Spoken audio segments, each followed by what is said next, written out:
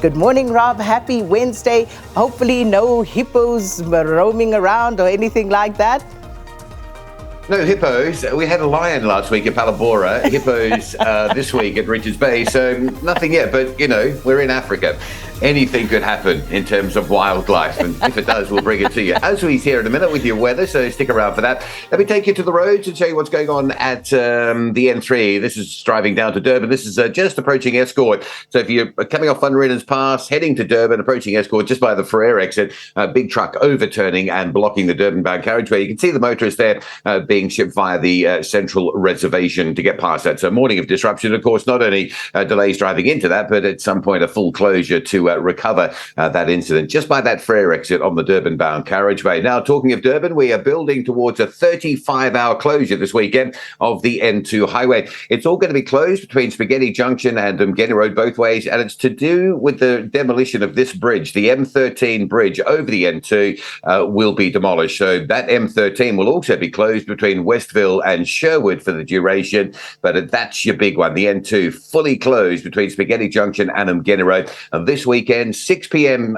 Saturday evening, right through until 5 a.m. Monday. Routes like Felix Clemini and the Alpine Road locally are going to be really busy with diverting volumes. So probably a good idea just to think about some alternative routes away from that sort of localized pressure point. We'll keep reminding you about this because it is going to be a big deal. What we also like to remind you about is the exceptional value on the trains.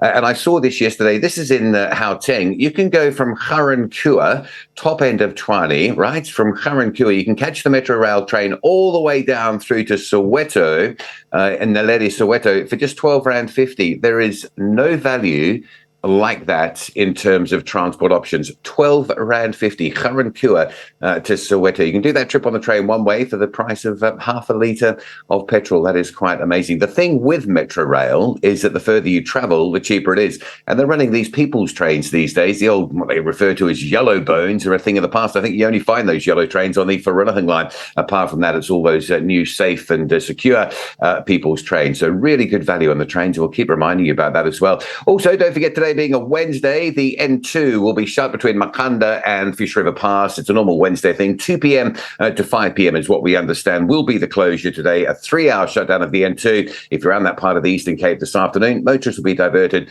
along the R72 along the coast as the alternative route. All right, we'll leave you traffic and travel arrangements there.